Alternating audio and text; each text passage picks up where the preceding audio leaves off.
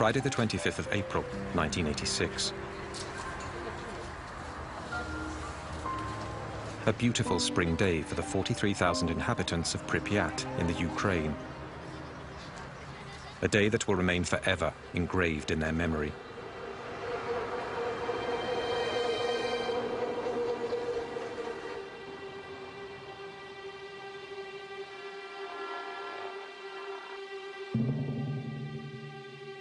Three kilometers from the city, the Vladimir Ilyich Lenin nuclear power plant, where several thousand people go to work each day. Tonight, the 176 employees of Block 4 have been ordered to carry out a test on a self-fueling system of the reactor, something that could save energy. At 1:23 a.m., the security systems are deactivated and the experiment begins.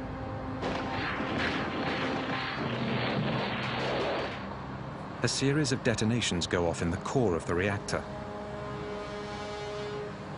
While Pripyat sleeps peacefully, the floor of the plant begins to tremble.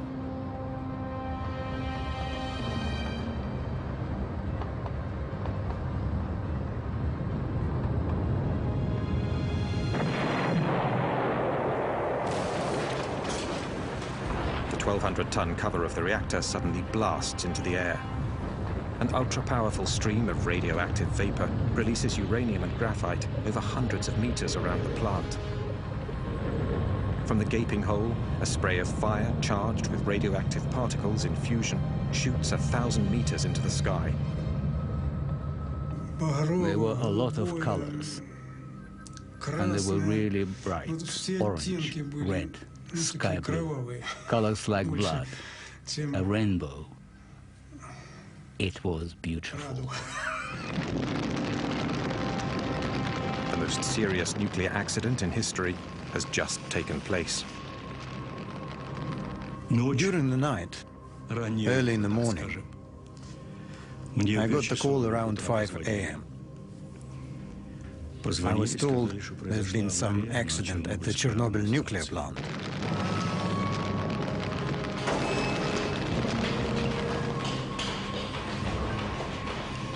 The first firemen on the scene battle the fire without the adequate protective gear.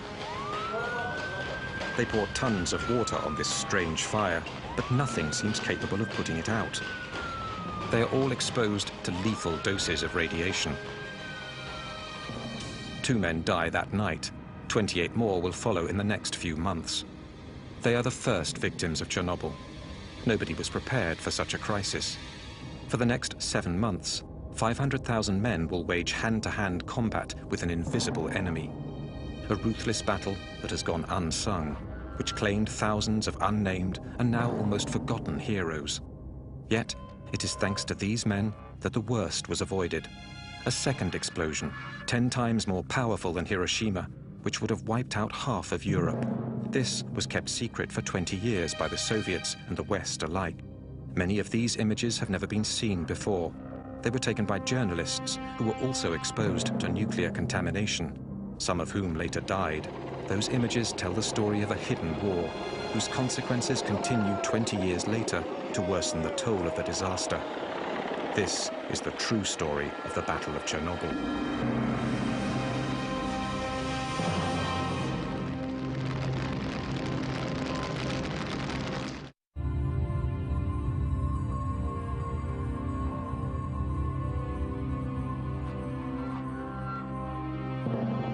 By early morning, the clouds are already being contaminated by the radioactive column rising 1,000 meters into the sky. Igor Kostin was a photographer with the news agency Novosti. When a friend and helicopter pilot phones him that morning to offer to fly him over Chernobyl, all Kostin knows is that something has happened at the plant during the night. He is the first journalist to witness the gaping hole. Держи это место! Держи! Держи! Где дым идет? Где дым? Когда мы подлетели к блоку, When we got close to Block 4 and circled around it, я не понимаю I had no idea of the risk. всего того, что произошло. Я открыл иллюминатор. When we flew over the block, I opened the window of the helicopter I didn't realize then what a big mistake that was. The thin, translucent smoke he sees rising from the ruins is in fact highly radioactive. Kostin is one of the few Chernobyl reporters on the scene in the early hours of the accident to have survived serious exposure to radiation. When I opened the window, I couldn't hear a thing. The ruins of the reactor were below me. I felt like I was floating in space, like in a tomb, a real dead silence. I couldn't even hear the helicopter anymore. Nothing. A black hole, a tomb and deathly silence.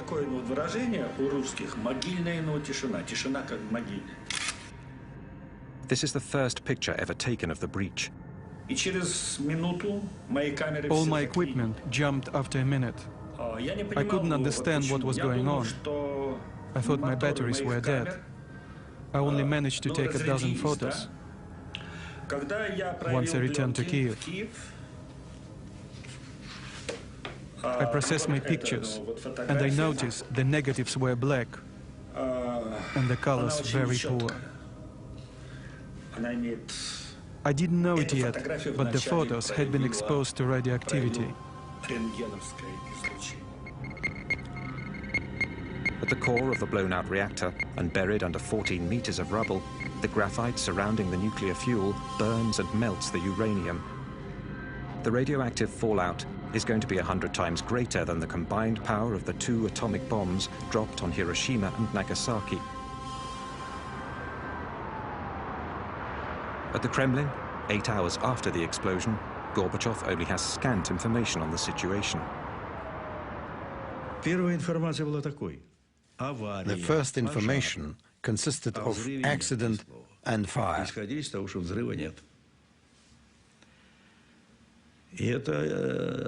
Not a word about an explosion. At first, I was told there hadn't been an explosion. The consequences of such false information were particularly dramatic.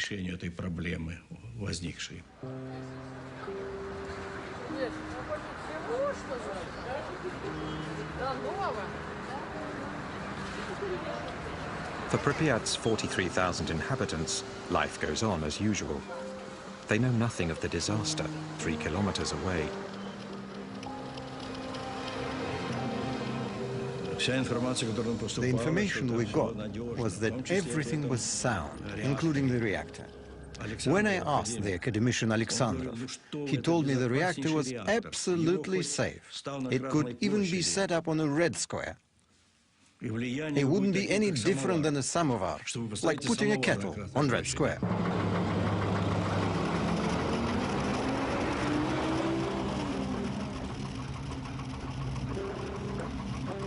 There are rumors in the town of a fire at the plant and deaths in the night, but no official information has been released.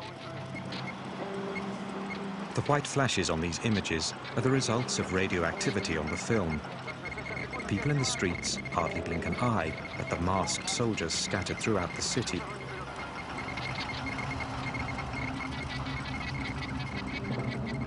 Colonel Grebenyuk led the troops in charge of controlling the situation.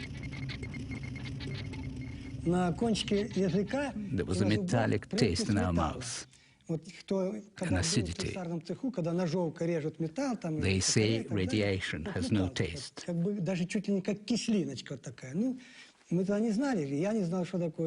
was only later we realized it was the taste of radioactive iodine.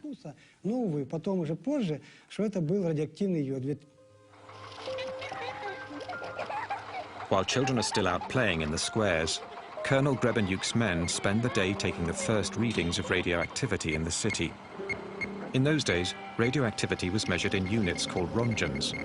Normal atmospheric level is about 12 millionths of a rongen. In Pripyat, by early afternoon, readings are already over 200 thousandths of a rongen. In other words, 15,000 times higher than usual. By the evening, the level has shot up to 600,000 times above normal. Boulevard Lenin, 200. Boulevard Ukraina, 250 millirongens. And that night, 7 rongens. My subordinates were starting to wonder if the machines were working properly or was someone lying to us. We did not know that the reactor was still burning and radiation was still spreading. This map is sealed in plastic because it's still radioactive.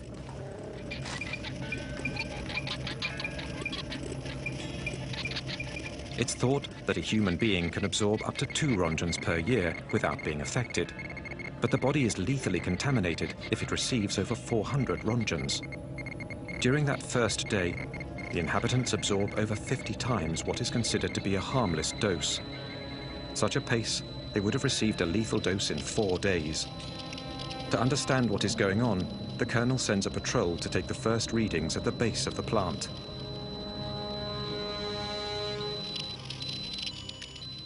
Their first readings were recorded on this map, 2,080 rongens. I was worried about my subordinates. How could I send them in there? At these astronomical levels, 15 minutes is all it takes for a human being to absorb a lethal dose of radiation. At the Nuclear Institute, the figures provoke a shock. Such a level of radioactivity has never been seen before. Gorbachev hurriedly creates a governmental commission made up of the country's top experts in nuclear energy. This is led by the academician Legasov, a nuclear physicist of international renown. He immediately leaves for Chernobyl at the head of a scientific delegation. We hoped they would be able to evaluate the situation quickly, but for the first couple of days, they weren't able to tell us anything. It was a dramatic situation. We'd be in session, waiting for information. We were demanding information, but they weren't able to tell us anything. 20 hours after the explosion, the level of radioactivity continues to climb. By now, windows and doors should be sealed and iodine tablets swallowed to counteract the effects of radioactivity. Yet no such orders have been given.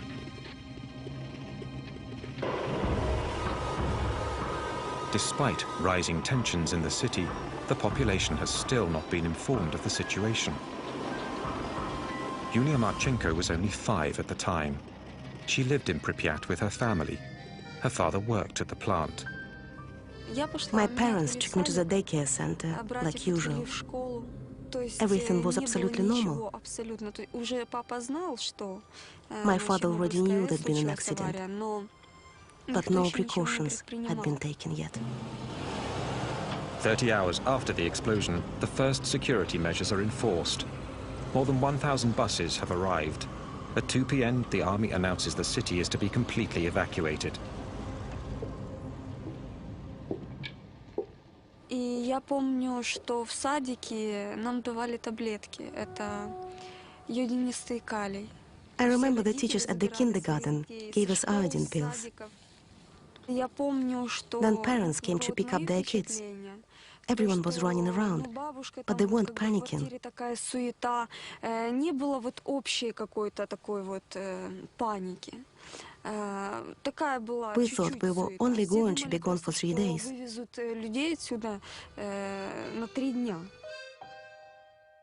To avoid any panic, the authorities conceal the seriousness of the situation. Inhabitants are given 2 hours to gather their belongings and assemble in front of their buildings.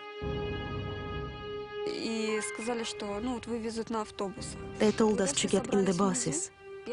I remember perfectly well having to choose which toys I was going to take. I had a lot of dolls and wanted to bring them all, but I couldn't.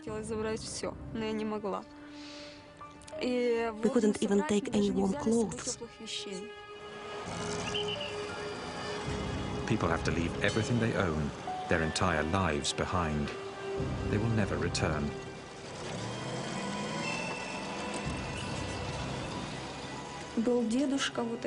One old man didn't want to go. He stayed behind. They found his body a few weeks later.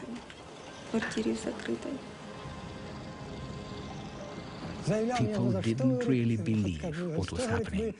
They thought they were being lied to. They remembered the German occupation and said that in 1941 there were bombs that fell. But now there was nothing. The elderly people didn't believe in an invisible enemy. And there was no time to explain. My soldiers and I were simply carrying out orders.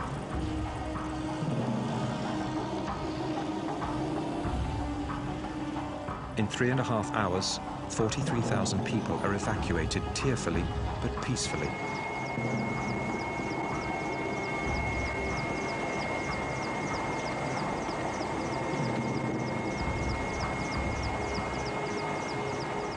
Buses carry Europe's first atomic refugees. They have been exposed to doses of radiation that may alter the composition of their blood and engender fatal cancers. Ну как я нахожу, что, по-моему, скоро его отмоют. Скоро люди здесь будут жить. Ну еще что вам сказать? Город должен жить. Красивый город. Вот я сейчас смотрю напротив стадиона. Здесь должны дети играть. Ну, без риска, по-моему, нигде нельзя.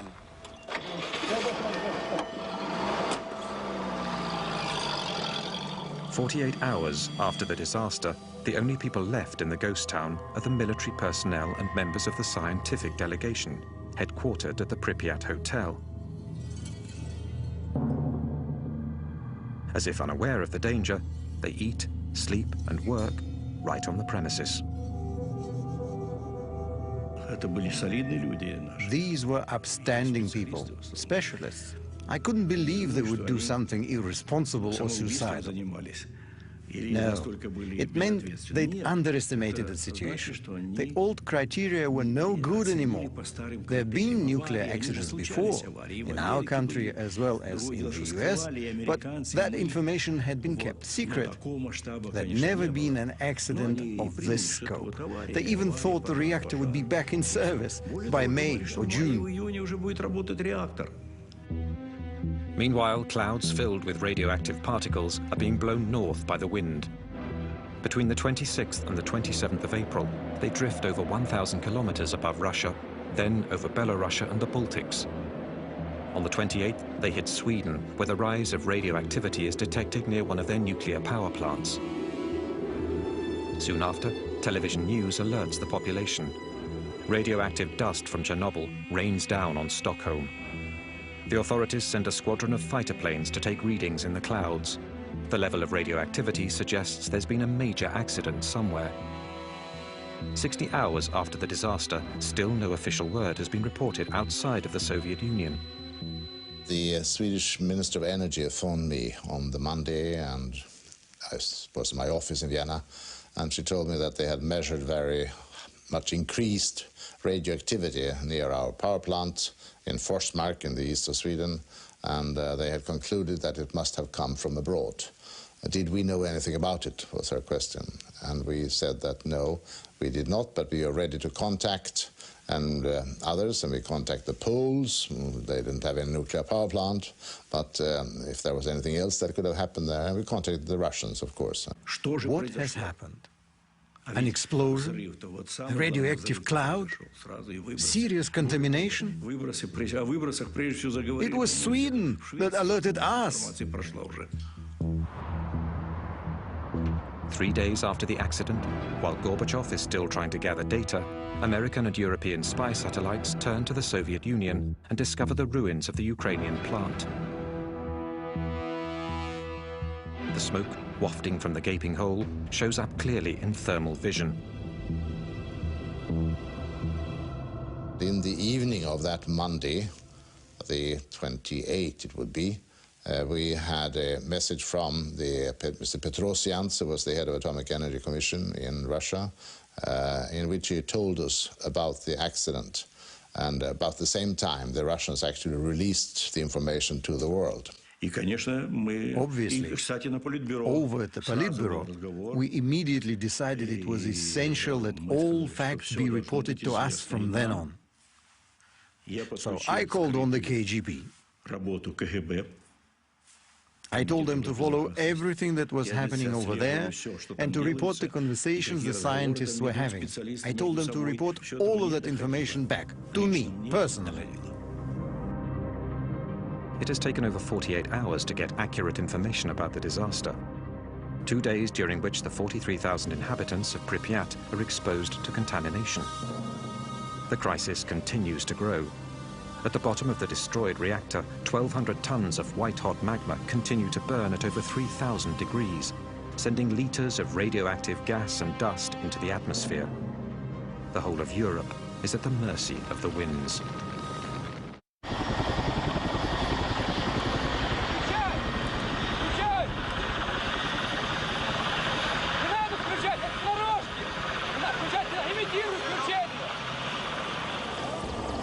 On the third day of the crisis, General Antochkin and his fleet of 80 helicopters are sent from Moscow to fight the blaze and put the fire out.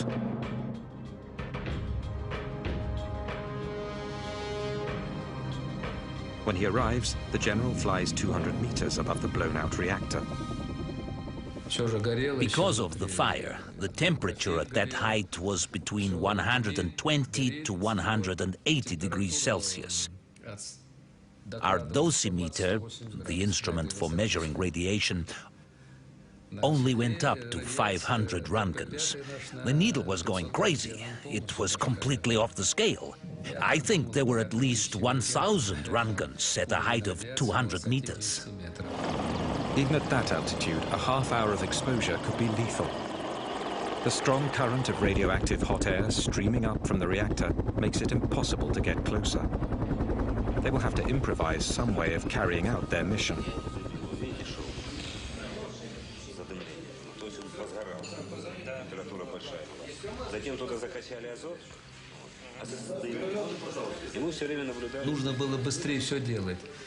Something needed to be done as quickly as possible.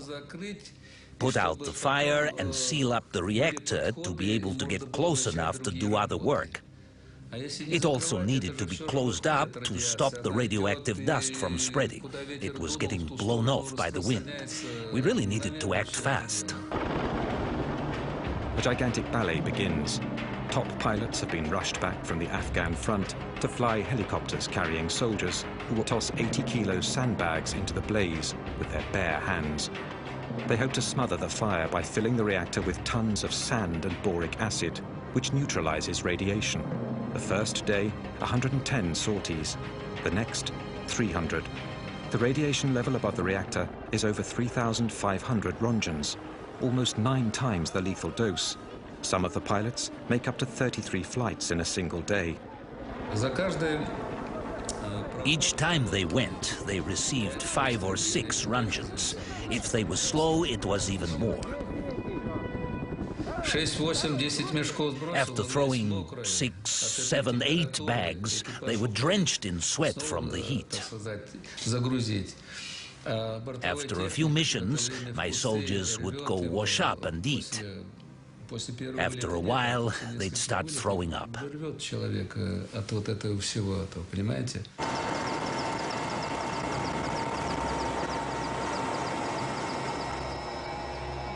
Since the crisis began, radiation victims have been sent to Moscow's Hospital No. 6.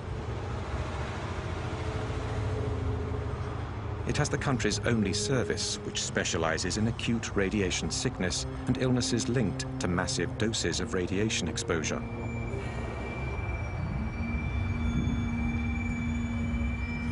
The initial symptoms of radiation sickness, vomiting, nausea and diarrhea, are followed by a latency period. It's only later that much more fatal symptoms appear, such as deterioration of bone marrow and horrible burns that eat flesh down to the bone. When they arrived at the clinic, it was very hard, psychologically speaking. They came straight from the airport. Almost all of them were young. They arrived during the latency period. They felt fine. They were all dressed alike, wearing the same pajamas. They were making jokes. But we already knew that a lot of them were going to die. 27 of them died quite quickly.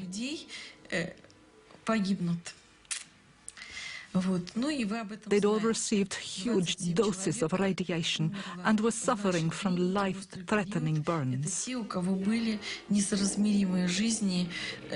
Большие дозы облучения, и особенно большинство из этих людей имели несовместимую с жизнью ожоги радиационные.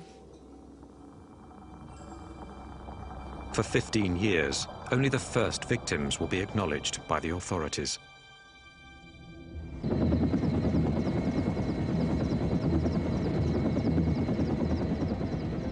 "30 kilometers east of the plant, the forest has been scorched by the radioactive blast from the explosion. But the disaster area already stretches well beyond. Since the explosion, radioactive particles carried by the clouds have been falling with the rain.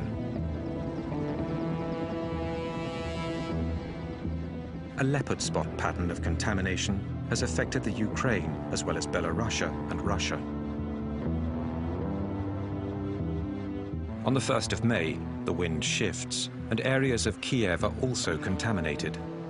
As seen from this map, drawn up from the readings taken by Colonel Grebenyuk's men.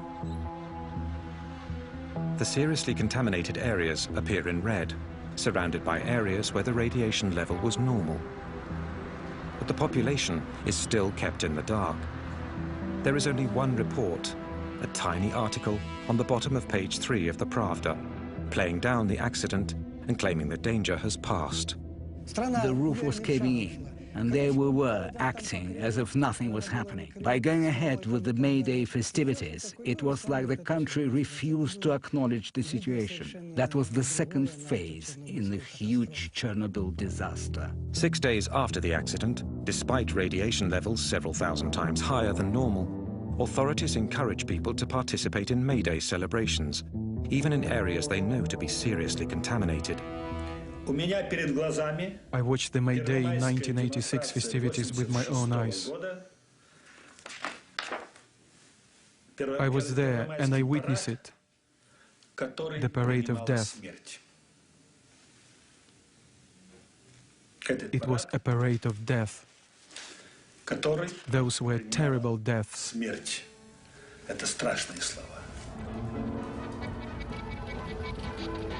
Disturbingly, all footage of May Day 1986 has now disappeared from the Ukrainian National Archives. All that remains are Igor Kostyn's photos. Sherbitsky, the first secretary of the Ukraine, also went to the festivities with his family and his grandchildren. It's true that, in theory, that seemed very important to us, to avoid any panic. But had we known how much radioactivity was already in the air? How many were contaminated during the festivities? Not a single study has yet been published. Cherbinsky, first secretary of the Ukrainian Communist Party, later committed suicide.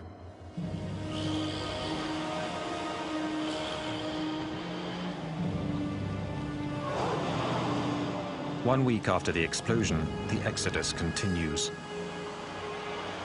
The inhabitants of the city of Chernobyl, 7 kilometers from the plant, are evacuated. So are all the villages within a 30-kilometer radius around the plant. 130,000 people are moved, many of whom have already been dangerously contaminated.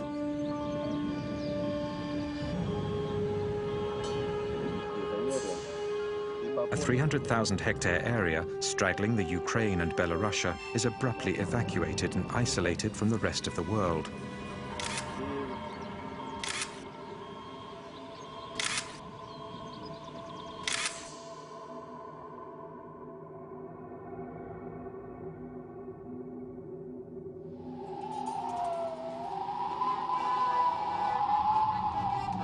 A vast region uprooted, an entire culture ripped from its land, a world wiped out in a few days' time by an invisible enemy.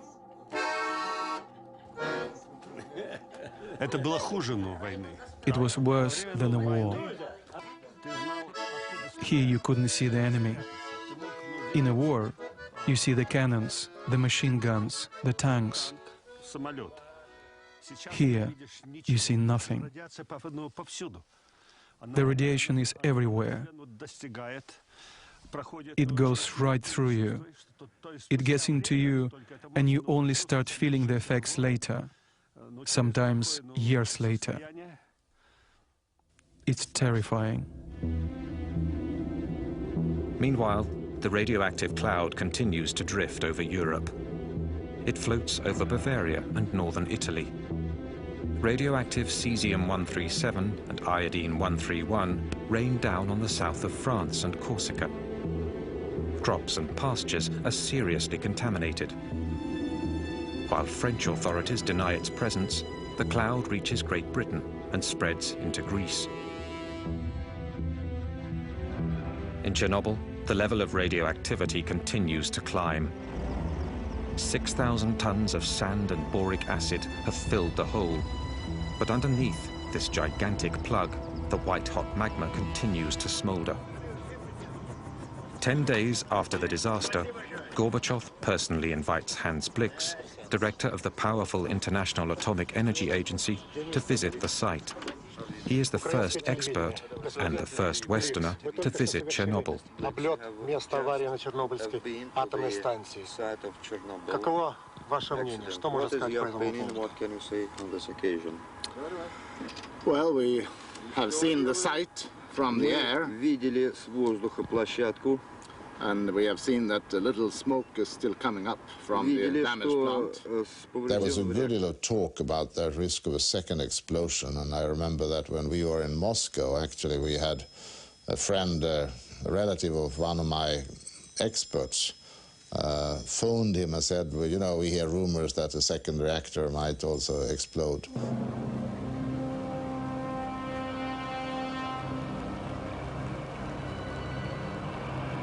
At the bottom of the reactor, 195 tons of nuclear fuel are still burning, giving off incredible heat that is gradually melting the sand. On the surface of the plug, cracks begin to appear. Once we plugged up the hole, the temperature started to rise. We were afraid because it could have caused another explosion. It was terrifying. Scientists came to take readings. They were very worried.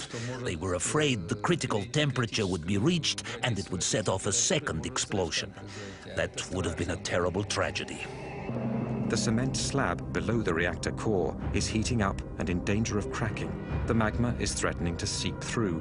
The water the firemen poured during the first hours of the disaster has pooled below the slab. If the radioactive magma makes contact with the water, it could set off a second explosion even more devastating than the first. The country's top experts are called into action. Vasily Nestorenko was one of them.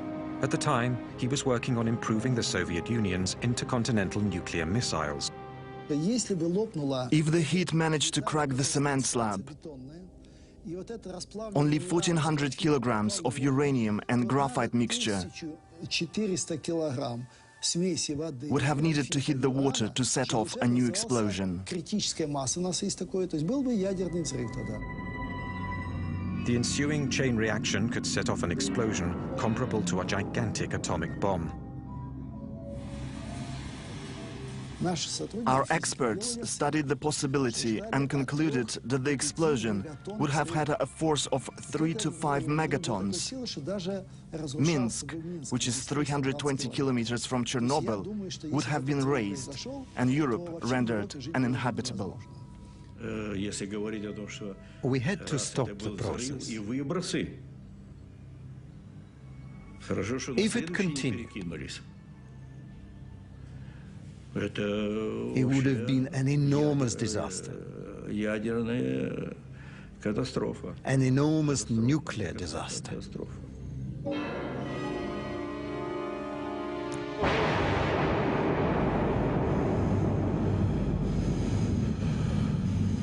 This second explosion would have been accompanied by a terrible shockwave and a massive rise in radioactivity that would have claimed thousands of lives in a matter of hours. Thank God it didn't happen. There were trains with over 1,000 cars in Minsk, Gomel and Kiev, ready to evacuate the population. The situation is critical. In Moscow, the State Commission decrees 2 emergency measures. First, send in a battalion of firemen to drain the water from under the reactor. They will later be declared national heroes, but will suffer from radiation sickness the rest of their lives. Second, seal the breach more effectively to bring the temperature down once and for all. In 2 days, General Antochkin's men will drop 2,400 tons of lead into the reactor. When we started dumping lead in, the temperature went down right away. It absorbed well and sealed the hole as it melted, so there was less radiation. But some of this lead melts when it hits the blaze and vaporizes into the atmosphere. 20 years later, traces of it can be found in the sick children of Chernobyl. It's highly criticized today, but given the situation, there was no better solution. And all the people, military or civilians, officers or not, worked selflessly. I participated in this first stage, and I can tell you, it had to be done. It was heroism.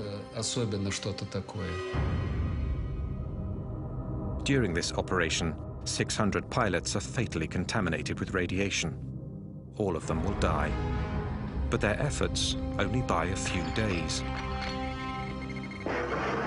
Although it has been covered over, the fire still isn't out. Flying over in helicopters isn't solving the problem. They need to get closer, go down into the breach. But how? With the imminent threat of a second explosion still looming, the makeshift measures continue.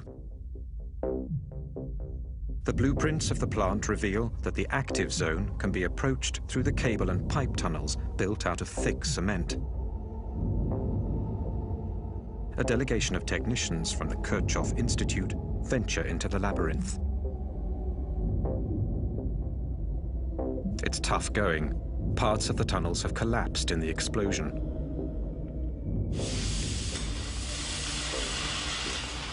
They pierce through the shell of the 4th reactor with a blowtorch and stick their radioactivity detectors and thermometers in, along with cameras. The result is terrifying. The radiation levels are astronomical, and their worst fears are confirmed. The white-hot magma has cracked the cement slab and seeped into the empty basin. It is now threatening to sink even further. There was a 5 to 10% risk of explosion. We drained the water from under the reactor, but something absolutely had to be done. Something had to be put underneath the reactor to keep the magma from seeping down. Something had to keep it from falling in. Nothing is stopping the magma from seeping even deeper into the sandy subsoil. And beneath the reactor lies a huge stretch aquifer that supplies the entire country with water.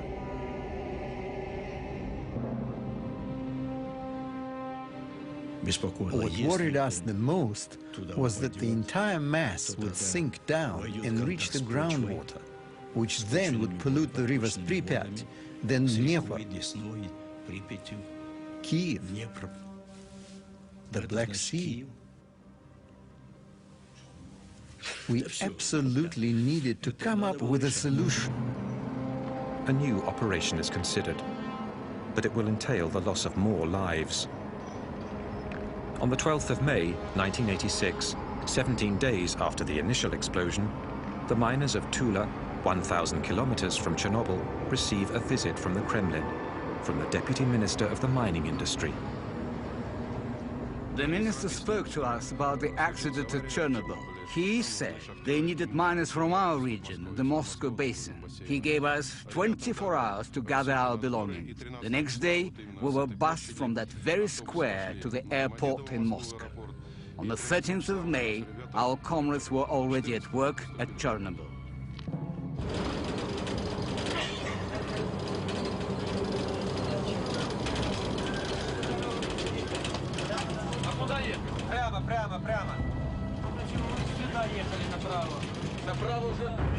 Their mission? To approach the reactor through what is now the only possible path, underground.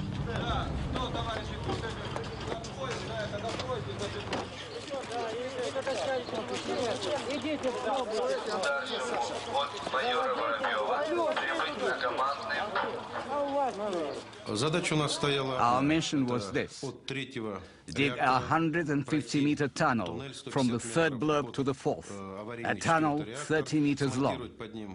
Then dig a room 30 meters long and 30 meters wide to hold a refrigeration device for cooling down the reactor.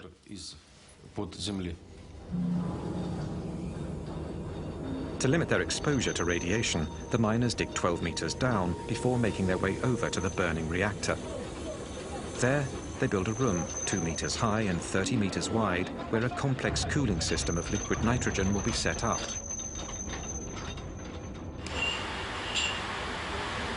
Тебе говорили, что нужен вентиляционный рукав. Ты меня слышишь?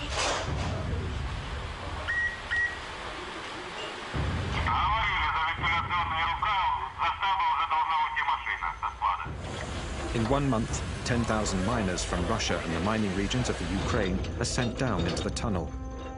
They're between 20 and 30 years old. Inside the tunnel, which has no ventilation, the temperature hits 50 degrees Celsius, and radioactivity is at a minimum of 1 rontgen per hour. We worked without any protective gear. The miners couldn't use masks because the filters would get damp after a few minutes. So everyone just took them off and kept on working without them, with our shirts off too.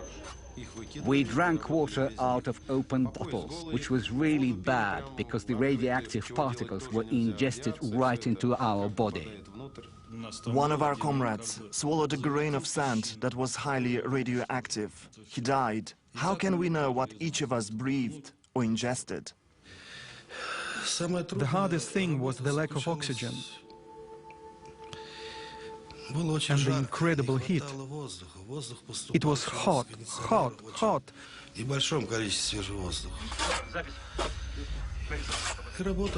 And we had to work really fast, at a crazy pace, faster and faster. That was the hardest. Go, go, go. Battalions of 30 miners relay each other every 3 hours, 24 hours a day. In 1 month and 4 days, they dig a 150-meter tunnel, a job that in a mine would have normally taken 3 months. The most dangerous places were not underground. There wasn't as much radiation below the reactor. But as soon as we came up, we had to run even faster.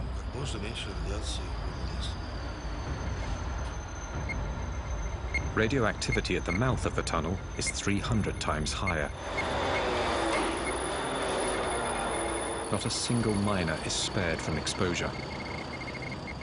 Not once are they informed of the real dangers they are facing.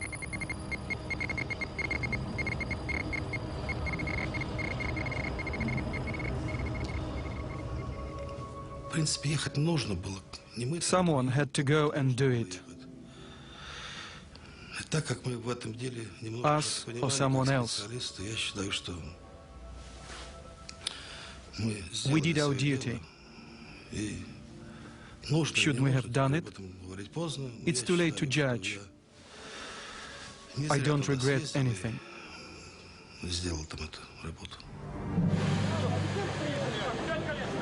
The miners accomplish their mission, but the cooling system is never set up below the reactor. The underground room is finally filled with cement to solidify the structure. The official position is that each miner received 30 to 60 rontgens, but survivors claim they received up to 5 times that amount. It is estimated that a fourth of these men died before the age of 40. 2,500 lives lost that don't appear in any official statistic. While the miners are still digging below the reactor, Hans Blix, with Soviet authorities, organizes a press conference in Moscow. Let me say that on behalf of the IAEA, we have expressed profound regret at the tragic accident, the loss of lives, and the damage which has been caused. We have now agreed with the Soviet authorities to come to Vienna for a post-accident analysis. In front of 500 journalists from all over the world, he announces an international conference that will be held in Vienna, where the Soviets have agreed to share all their data on the disaster. To analyze the accident. The most important effect of the press conference was that the Russian people felt that we can believe these guys. They were used to having a government that they didn't believe one word in, and accidents and disasters were usually suppressed. They didn't inform about them. So what they'd heard about this was just kept them worried that it might be even worse. It was bad enough, to be sure. But they felt that, yes, these guys we trust. So this was a victory for glasnost. The Soviets agreed to cooperate fully with the West, an historic change that begins an era of openness which became known as glasnost, a political victory for Gorbachev, who sorely needs it. Because in Chernobyl, although the fire is now being kept in check, the breach and tons of highly radioactive rubble lie exposed to the elements. It is of the utmost urgency to cover the broken structure and clean up the zone. But for that, more men will be needed, many more men.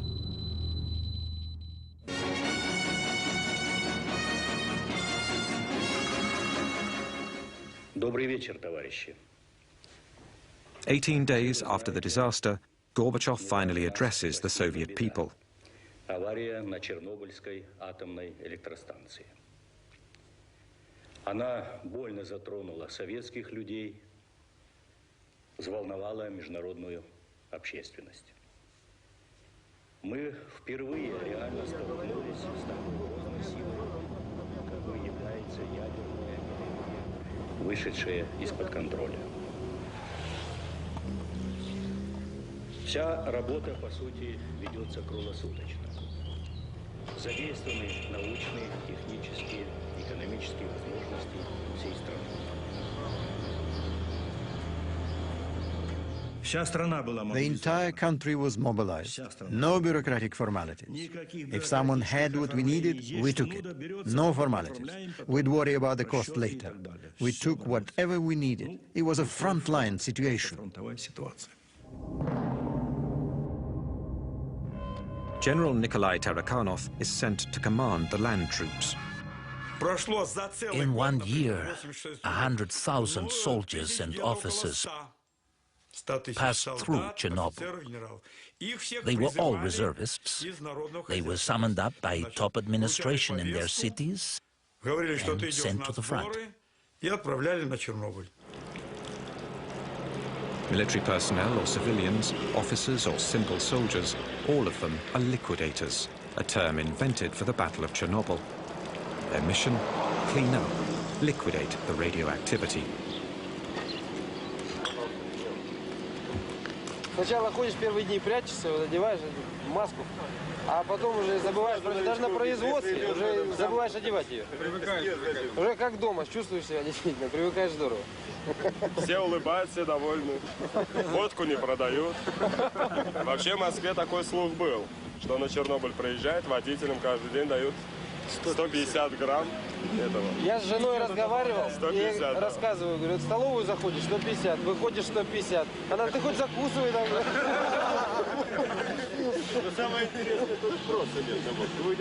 Igor Kostin was one of 5 war reporters authorized by the Kremlin to cover the battle. A first in a country that kept everything hidden. 3 of his colleagues are now dead. There were no titles, no ministers, generals or soldiers. No one was saying, I'm a general, do what I say. Everyone was honestly doing what they could. And so the operation named the liquidation of the Chernobyl accident was set in motion. 100,000 troops, as well as 400,000 civilians, workers, engineers, nurses, doctors and scientists from every Soviet republic passed through Chernobyl. the Soviet Union is waging its last major battle. 500,000 people. The troops in Chernobyl were bigger than Napoleon's, but our army got contaminated. From the sky, helicopters drop tons of a sticky liquid dubbed Berber, a mixture that coagulates and plasters the radioactive dust to the ground. Meanwhile, brigades of liquidators are put in charge of cleaning up the zone and house by house of removing the layer of radioactive dust that covers everything.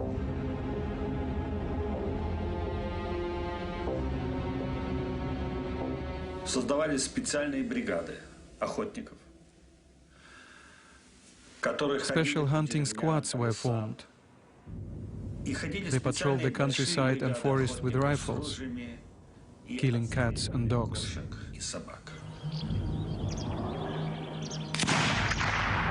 All the animals have to be killed because when they wander through the highly contaminated zones, their fur soaked up the radioactivity. They could contaminate the liquidators.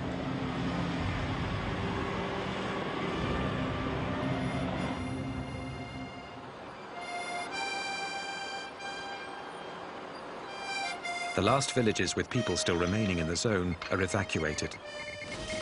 The houses are knocked down one by one and buried. At night, the trucks, the machines and the men are covered in radioactive dust.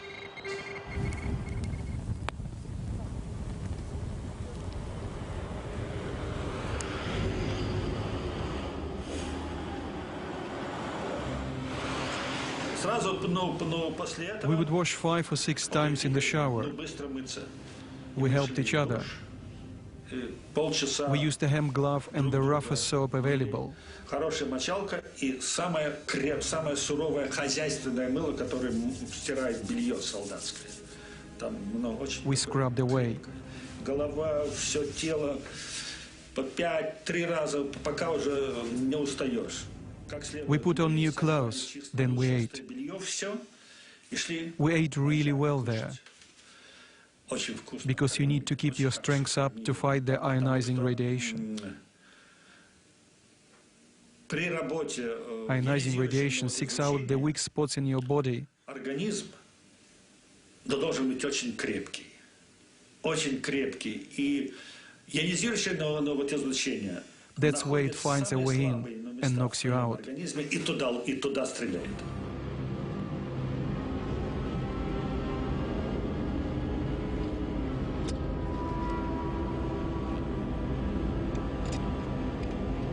Around the plant, a colossal operation is set in motion. It goes on 7 days a week without a single day off. 300,000 cubic meters of contaminated earth are bulldozed into huge ditches and covered over with cement.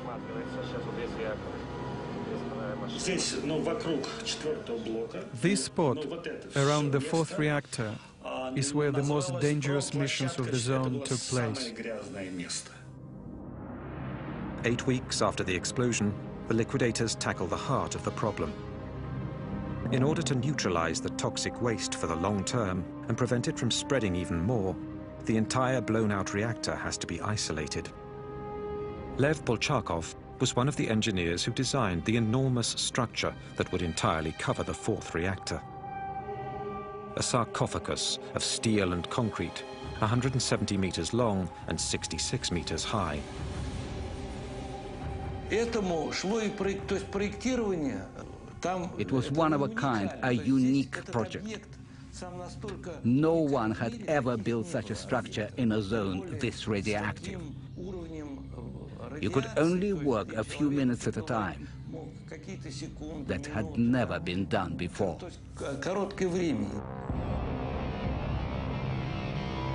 It is an enormous challenge. How do you build a monumental structure in a place where humans can work for only a few minutes, or even just seconds at a time? This utterly new situation will require more improvisation from the liquidators and put more lives at risk.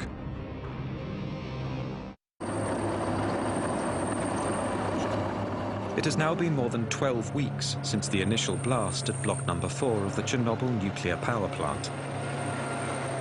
To stop the deadly contamination, the final attack is launched.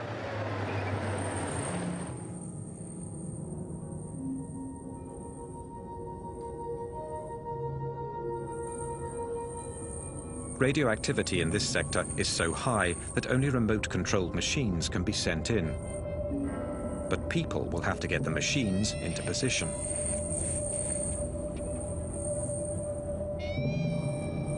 Workers can only stay a few minutes without receiving a fatal dose of radiation.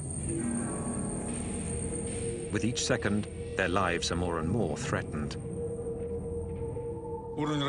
Here's one of the armored vehicles. It looks primitive, but we had to build them ourselves. We lined the cabs entirely with lead to protect our soldiers from the radiation as best we could.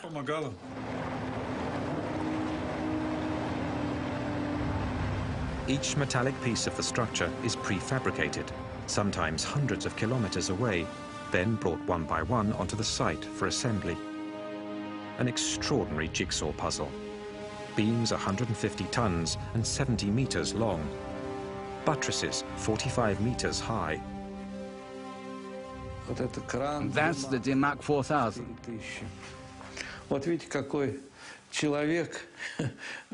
Look at the size of this crane. We couldn't work very long on the side, and there was no room for error. The slightest miscalculation, and it would have been impossible to fit it all together.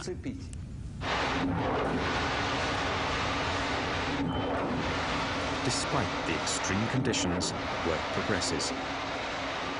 100,000 cubic meters of cement are used to make the structure. But the discovery of a new problem forces the work to a halt. The roof of the plant is covered in highly contaminated pieces of graphite.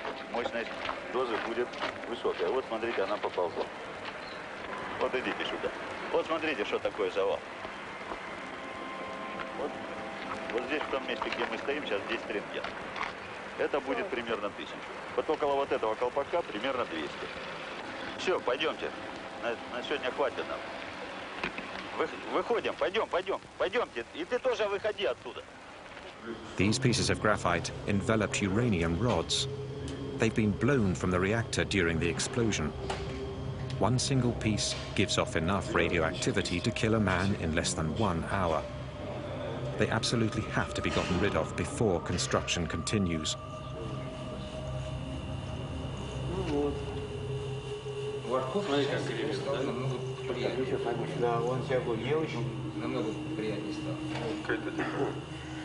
Там очень большие уровни радиоактивного излучения, и поэтому туда подойти крайне тяжело.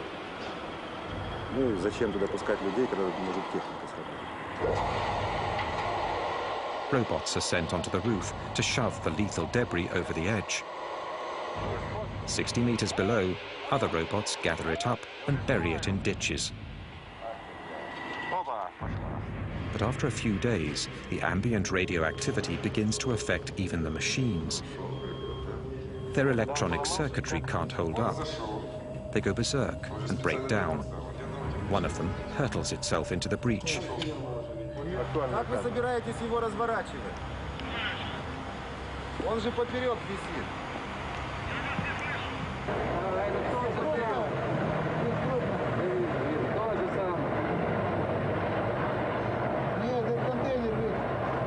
On the roof, robotic machines are no longer an option.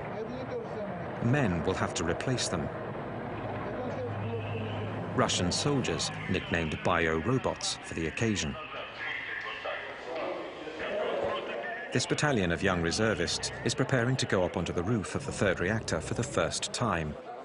They're between 20 and 30 years old, all of them reservists called to the front for the most dangerous and deadly battle of Chernobyl. No human has ever worked in zones as radioactive as this. General Nikolai Tarakanov is in command of the operation and personally oversees every detail. down to the hand-sewn lead suits that every soldier is forced to make the night before the attack.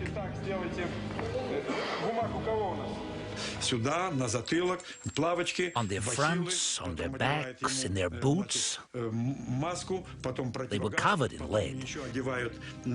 A helmet, a mask to protect against beta rays,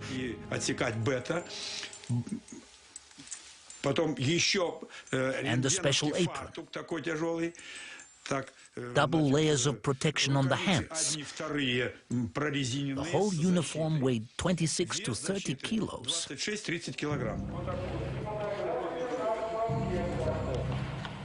Хорошо, значит, первый вопрос решили. Так, медицинское свидетельство не все прошли? Все прошли. Нет, подождите, это ответ, значит, не по существу. Анализ крови, правильно? Значит, я вам действительно, товарищи, говорю, мы проводили 2 дня назад эксперимент с научным центром. Офицеры ходили туда вместе со мной. Понятно? Значит, страшного, конечно, ничего там нет. Это ясно. Сегодня состоялось решение и правительственных. Они тоже идут туда же? Obviously, some people didn't want to go, but they had to. They were reservists. They had to go. For me, there was no question. I had to go do my duty. Who was going to do it for me? Who was going to clean up this disaster and stop the spread of radioactivity all over the world? Somebody had to do it. 2.5 weeks of hell. But hell only lasted 2 to 3 minutes for each soldier, or sometimes even just 40 seconds when the level was too high. We were careful to calculate out the time to save as many lives as possible.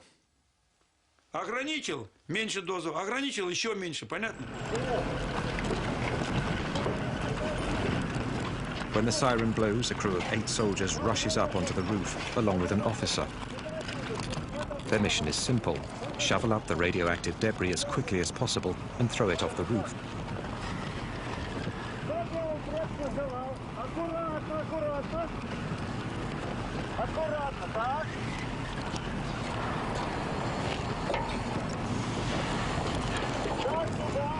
According to General Tarakanov's calculations, the level of radioactivity, estimated to be 7,000 rongens per hour, only allows the bio-robots 45 seconds on the roof, only enough time for a couple of shovelfuls.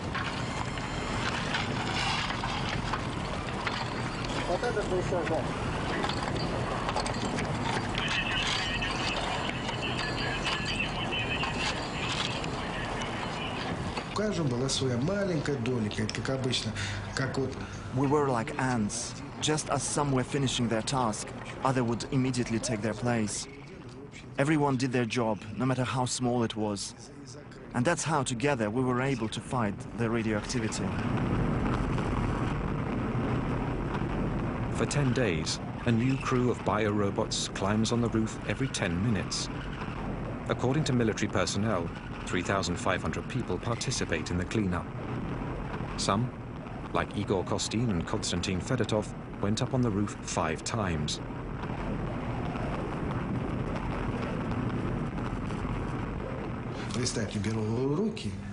We picked up pieces that were 1,500 rongens. After a day of work, our hands would ache, and we could not make a fist.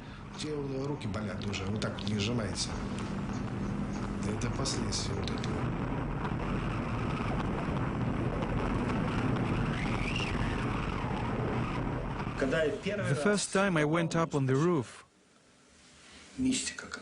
I was struck by the mystical feeling there. It was like being on another planet. The whole thing was covered in radioactive waste. My hands were shaking. I didn't know what world I was in, and I started snapping photos.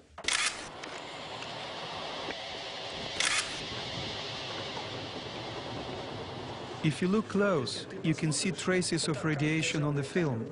I was holding the camera like this, and it was coming up from the ground, like that.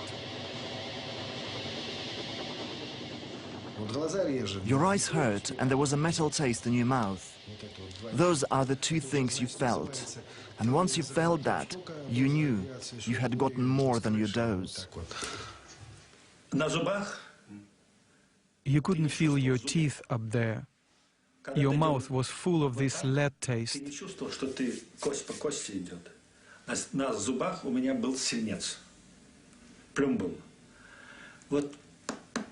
You went like this, but you couldn't hear anything.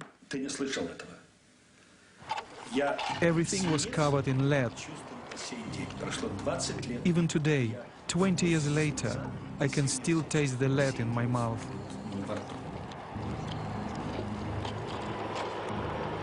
Thousands of them will discover that this peculiar taste means an invisible enemy is attacking. As the biorobots are sacrificing their lives on the roof of the plant, the cleanup continues throughout the 30-kilometer zone, 24 hours a day, rain or shine.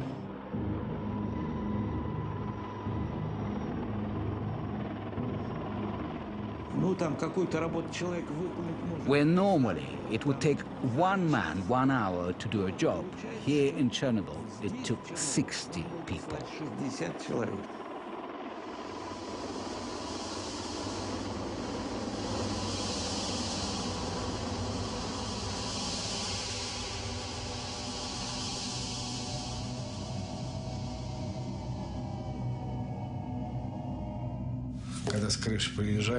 When we came down off the roof, it felt like our blood had been sucked dry by vampires. We were drained. We could not move. Some people would have nosebleeds. The firemen were right there. If someone's nose started bleeding, they got sent to the hospital. If we collapsed, we got sent home. But we wanted to hold out.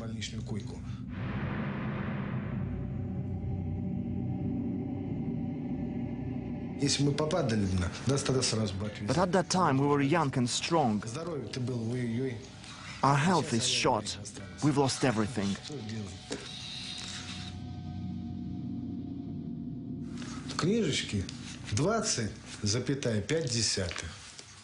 They wrote in my record that we got 20.5 rongens.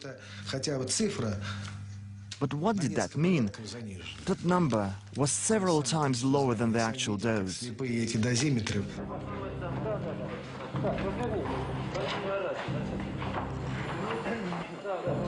Позвольте мне от оперативной группы Министерства обороны СССР вручить вам почетный...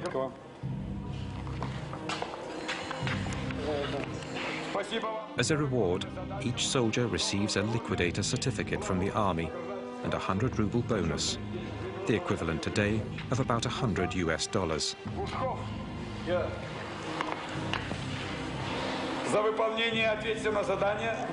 They have risked their lives, but they've only reduced the radiation level on the roof by 35%. When they sent all those people up onto the roof, no one knew exactly the actual level of radiation. Now we know it was between 10,000 and 12,000 roentgens per hour. At that level of radioactivity, people never should have been sent. 7 months after the explosion, the zone has been cleaned up and the sarcophagus completed. 500,000 people, military and civilians, have participated in the operation. I told the Commission that for having confronted such levels of radioactivity, having cleaned up all that graphite and having accomplished such heroic tasks, our soldiers needed something symbolic, like putting up our flag.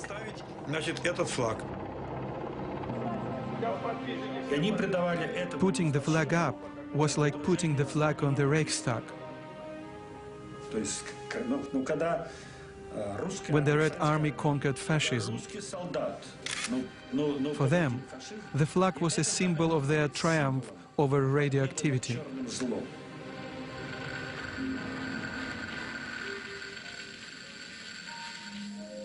Each team of liquidators celebrates the end of the operation in their own way.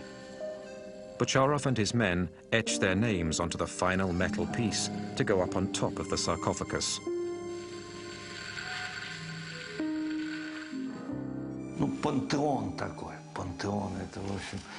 Our sarcophagus is a pantheon, a tomb, a mausoleum, our second mausoleum. After that, we stopped building nuclear power plants.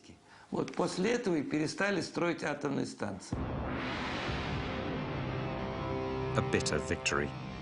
The country will never recover.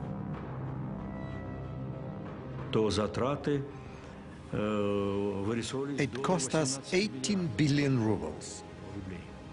At that time, a ruble was worth $1. 18 billion. That's huge. And if you consider that shortly after the price of oil collapsed, you can imagine the trouble our country and perestroika were up against.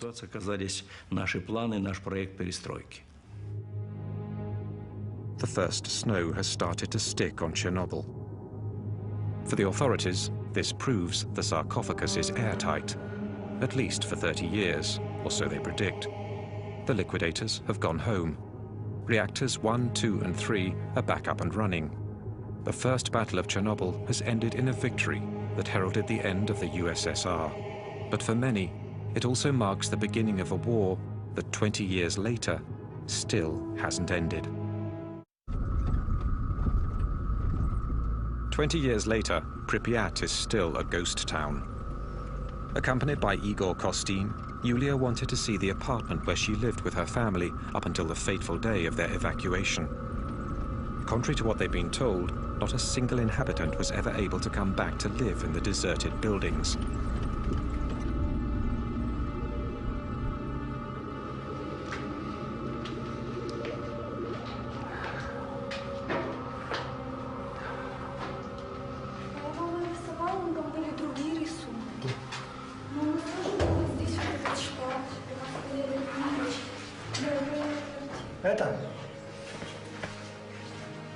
Потрогай стену, раз ты пришла к себе домой.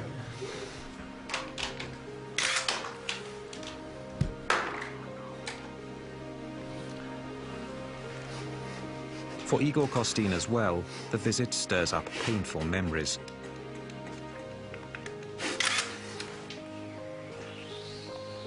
He was fatally exposed to radiation during the 7 months he spent covering the battle.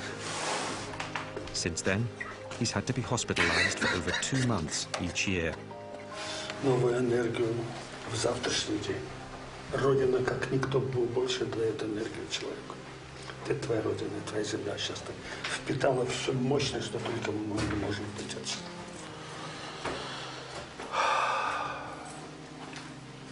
У меня такое ощущение, что из них была всю жизнь.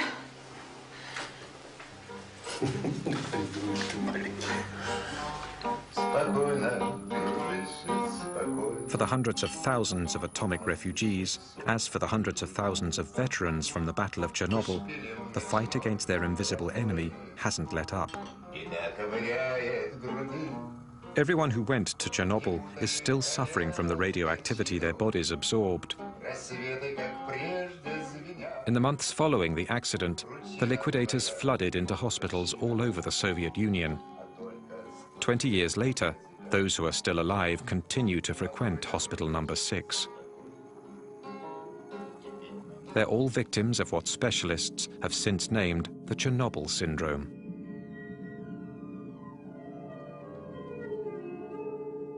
We've all got a bunch of symptoms: heart, stomach, liver, kidneys, nervous system. Our whole bodies were radically upset by the metabolic changes caused by radiation and chemical exposure. When the liquidators went back home, they were exhausted, incapable of going back to normal life. 20 years later, many of those who survived are disabled and unable to work. And the authorities appear to be ignoring their plight by cutting down their welfare money. 40-летних The veterans of the war in Afghanistan are still alive, while we are slowly wasting away. I have written a poem about this.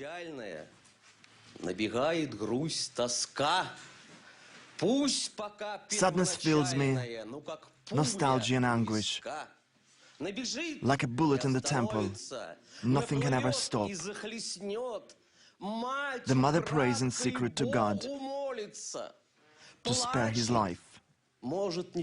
These men weren't even 30 when they were sent in to battle the atom. Today, the survivors are not yet 50 years old, but they struggle like senior citizens. According to the military, of the 500,000 Chernobyl liquidators, 20,000 have already died. 200,000 are officially disabled. You don't know how long you have to live, or what disease is going to kill you. You don't know what effects it will have on your children, if you have any. We know all that, and we know the invisible enemy is eating away inside of us like a worm. For us, the war continues, and little by little, we're slipping away from this world. Yet for 2 decades, only 59 deaths have been officially attributed to the Chernobyl disaster. Not a single study has been carried out of the 130,000 refugees from the zone. Not a single statistic on the state of the 500,000 liquidators. No figures on the population that continues to live around Chernobyl and in the contaminated areas. The real amount of radiation these people were exposed to has never been revealed to them. 6-0, да? Це вже підвищується. Вчора було 5 і 7, а сьогодні вже 6-0. Це не підвищується, одинаково може бути. Да? Плюс-мінус. Це не таке страшне. Слухайте, до скількох страшне? До скількох? Ну, кажіть правду. До скількох страшне? До скількох? До 20.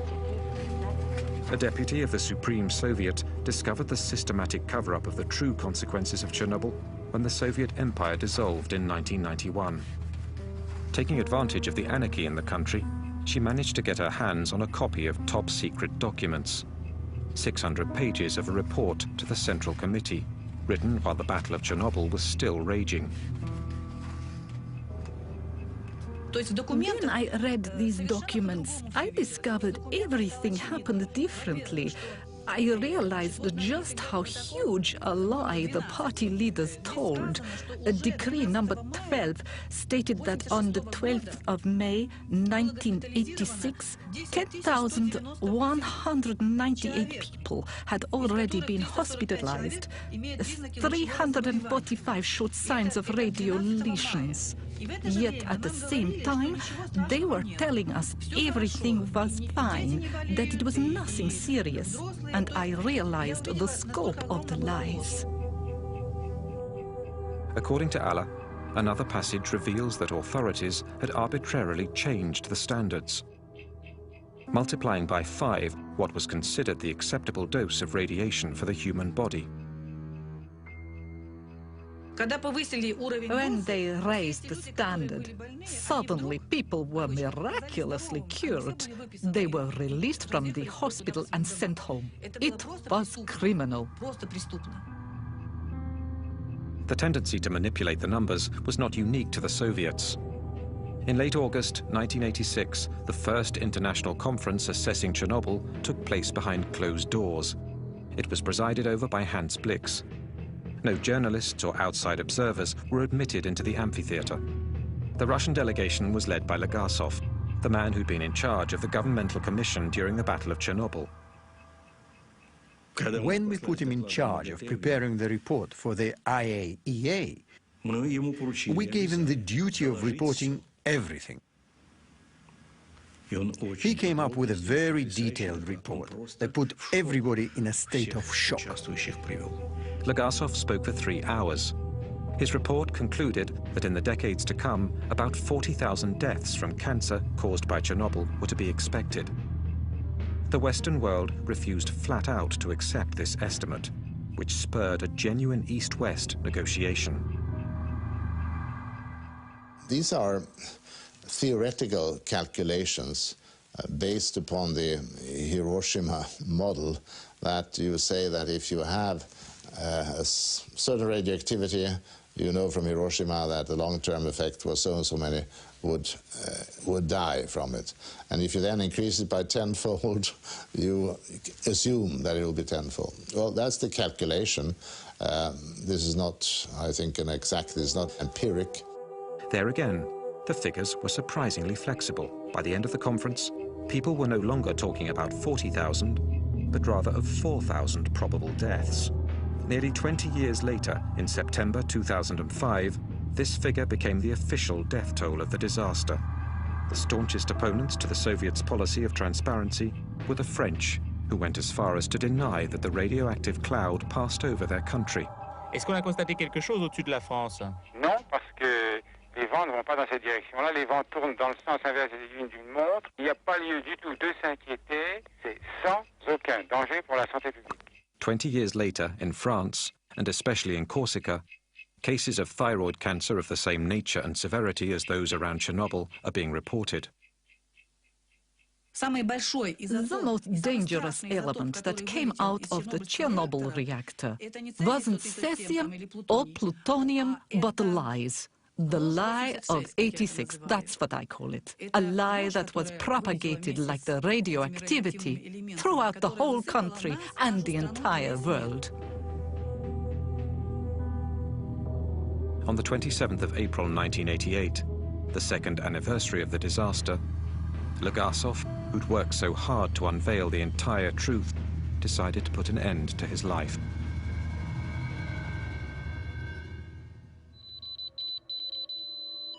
Today, as perfect metaphors of the institutionalized lie, the radioactive particles hurled from the reactor in the explosion continue to poison the land.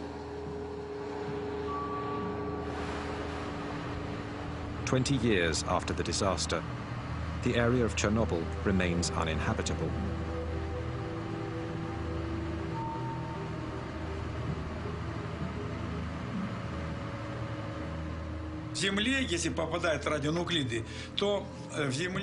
In 5 years, the radionuclides sink 5 centimeters into the contaminated soil.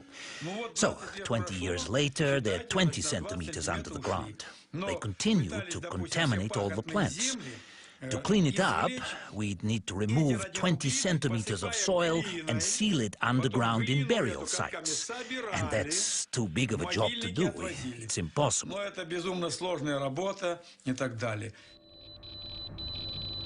Today, 8 million people live in contaminated areas of the Ukraine, Russia, and especially Belarus. For 20 years, they've lived off the radioactive food that continues to contaminate them little by little. This issue, raised in 1986 by the Soviet delegation at the Vienna conference, has been systematically ignored. And yet, 1,152 children were treated for thyroid cancer between 1986 and 2002 at a specialized center in Minsk. How many in other cities? No global statistics have yet been made public. One doctor, Yuri Bandayevsky, has been studying illnesses among the populations in the contaminated areas ever since the disaster. When his findings were published in 1996, they were immediately condemned. Arrested and officially sentenced for corruption, he spent the next 5 years in jail. In November 2005, he was still under house arrest. Look what happened when the mother was contaminated with cesium during pregnancy. In one single family. Look how many deformations, hair lip, missing eyes, deformed skulls. These embryos come from hamsters that were fed only contaminated grass from the region of Gomel. The result? Entire litters of deformed animals. I was horrified by how many deformed embryos developed in animals that had eaten cesium-contaminated food. I obtained a horrible number of deformations in 2 weeks. Usually, when you encounter a monster, you describe it. You're certainly familiar with Peter the Great's Kunstkamera Museum in St. Petersburg. Quite frankly, I myself could create as many monsters as I wanted.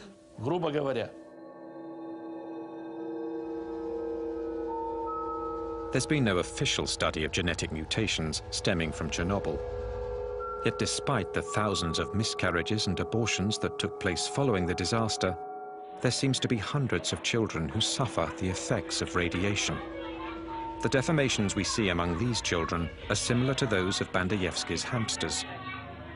In Belarusia, 300,000 children are currently suffering the consequences of contamination. NGOs like the International Green Cross, founded by Gorbachev after he was sidelined from the government in 1991, have opened treatment and support centers for victims of Chernobyl.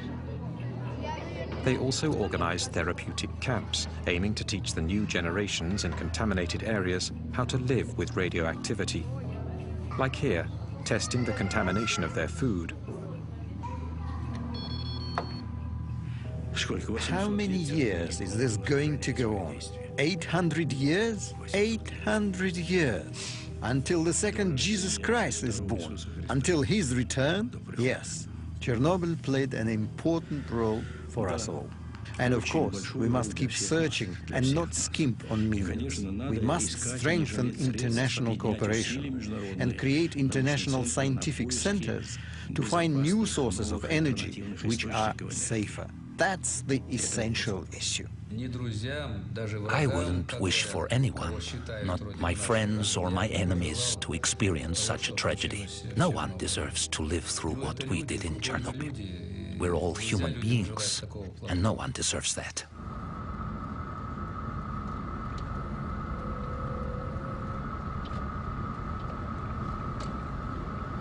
In the heart of the zone, 10 kilometers from the nuclear power plant, and hidden in the forest, lies Chernobyl 2.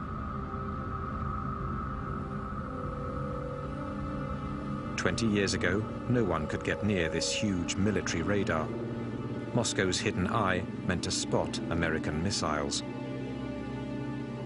The fact it was put out of service after the explosion tallies with what the Chernobyl accident seemed to foreshadow. Using weapons is a terrible thing, and nuclear weapons are even worse. Chernobyl was an accident involving one single reactor, a limited accident, whose consequences are still with us. We've had two bombs, Hiroshima and Nagasaki. There again, the consequences are still being felt today. Chernobyl showed us the true nature of nuclear energy in human hands. We'd calculated that our most powerful missile, the SS-18, was as powerful as 100 Chernobyls. The SS-18 was the warhead the Americans feared the most, and we had 2,700 of them.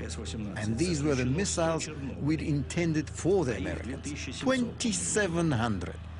Imagine the destruction. Mr. Gorbachev was probably right in saying that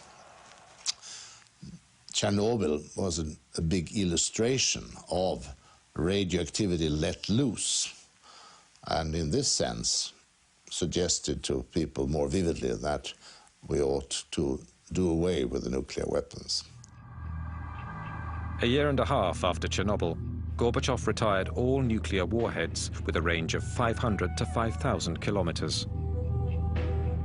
10 years later, the Total Nuclear Test Ban Treaty was ratified by the entire world, with the exception of India. Chernobyl marked the beginning of disarmament for the world's greatest nuclear rivals. Chernobyl convinced everyone. Soviets and Americans alike realized once and for all the magnitude of the atomic volcanoes our countries were sitting upon. Not just our two countries, but the entire world. The entire world. Yet 20 years later, the Chernobyl disaster and its lessons seem to be fading from memory. Meanwhile, beneath the aging sarcophagus of reactor number 4, the poison remains deadly. Since 2001, the 3 Chernobyl reactors have been shut down once and for all. But 20 years after the explosion, a dosimeter flies off the chart at the base of the sarcophagus. High levels of radioactivity, 100 times above normal, are still contaminating the plant's surroundings. The structure has been weakened by rain and erosion. Since its construction, 3,000 liquidators have been watching over it, trying to ward off damage. We built the sarcophagus to last 30 years, thinking that 30 years after the explosion, we could build a new sarcophagus without people having to run because of high radiation levels. 20 years have gone by and nothing's been done yet, and it's urgent that it gets replaced. But the Ukraine doesn't have any more money. Neither do we. A new sarcophagus is underway, but its construction is already 10 years behind schedule. It is a structure 108 meters high, meant entirely to cover the first sarcophagus. It will cost $1 billion.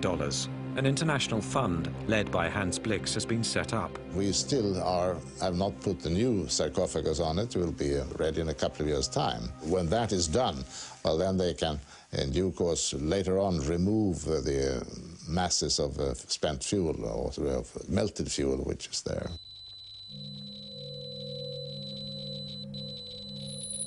"20 years after the explosion, the cooled magma at the reactor's core, 14 meters underground, is still a terrible threat and will remain so for years to come.